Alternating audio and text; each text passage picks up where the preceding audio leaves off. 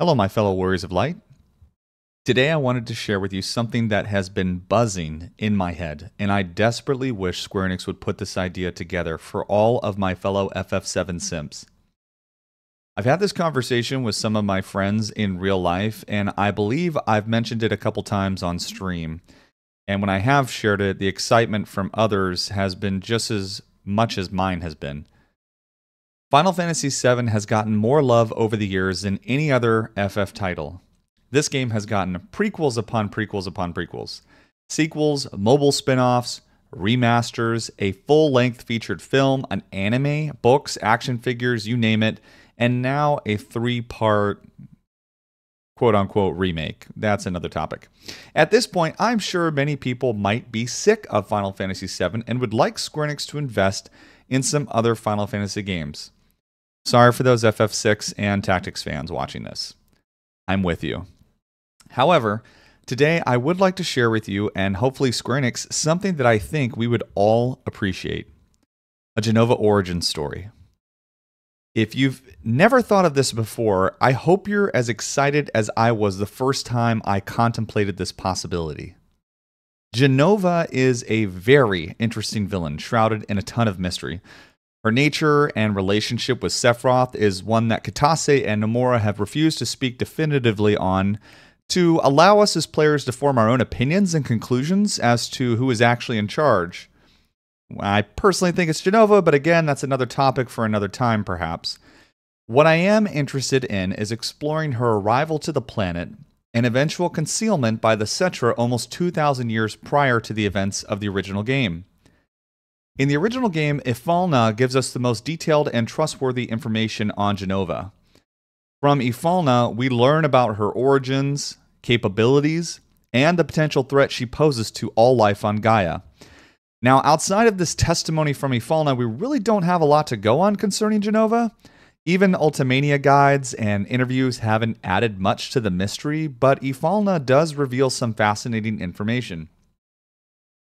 When she speaks of the wound to the planet that the Cetra attempted to heal, she mentions that it appeared. It is obviously referencing Jenova, and potentially even an Easter egg to the 1986 Stephen King book, It, that came out just a year prior to Final Fantasy VII, whose main antagonist was also an ancient extraterrestrial being who traveled through the cosmos and arrived to the planet many years before the story, being able to manipulate and shapeshift.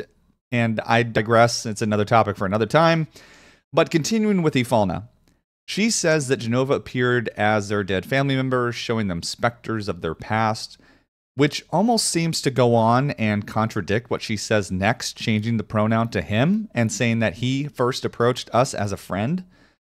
Maybe this was a localization problem back in the day that we'll get more insight into when part 3 of the remake finally comes out later. But if I had to piece it together with the information we have now, it does seem that Jenova revealed her shape-shifting ability but still approached the Cetra in a friendly manner, ultimately deceiving them and giving them a virus that drove some of them mad, even transforming some of them into monsters. Ifalna also mentions that weapon was created by the planet to combat Jenova, but before the planet ever had to use weapon to defend itself, the Cetra came together to defeat Jenova by confining it. And the planet continued on, ever watchful of Jenova, knowing full well that the story wasn't over. And this is all we really have to go off in relation to Jenova's interactions with the Cetra. Now tell me that this would not make a killer game. A game following the Cetra who sealed Jenova away when she first arrived to the planet. This is an opportunity to create a game in the FF7 universe with a completely different aesthetic. Don't get me wrong, I love the steam, cyberpunk, end of the world look and feel of Final Fantasy VII, but this story would take place 2,000 years in the past, giving a chance for a more ancient, mystical, natural aesthetic, exploring the world in which the Cetra wandered the planet. I think there's a lot of incredible things to explore with that. For one, their magic system would be a fun concept to explore and flesh out in a full AAA game, because materia is said to contain the wisdom of the ancients. they were able to use the energy from the planet to cast magic, and it looks like even in the simulator that Shinra has the party go through, call upon the summons. All of this without the need for any materia.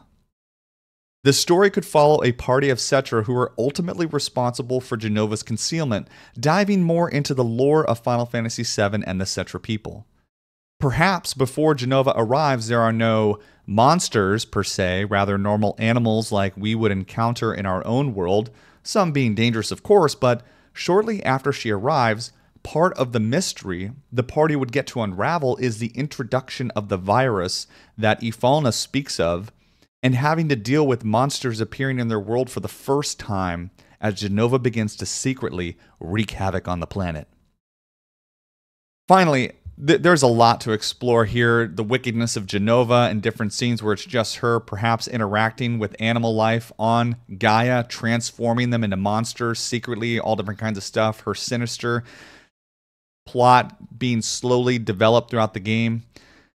But finally, I think the name, and hence the thumbnail on my YouTube video, that would be an awesome and perfect fit for the theme would be Advent Crisis. You know, you have Before Crisis, which all took place before Crisis Core. So then you would have kind of an A, Advent, B, Before, C, Core, with A being basically the beginning of all Final Fantasy VII lore, the Ancients, or Cetra, the arrival of Jenova, the creation of weapon to defeat her, and ultimately her concealment. It's a chance to explore some of the mystery of this calamity from the skies. What is she? Where did she come from? What is driving her towards her goal of controlling the planet, etc., etc. Anyways, if this is something you would be excited to play and pay for just as I would in a heartbeat, please drop a comment down below or pop in the Discord channel and let's talk about it and see how we can bully SquareEnix into making this a reality. Thank you for watching, my fellow Warriors of Light, and I look forward to seeing you next time. Until then, forge ahead.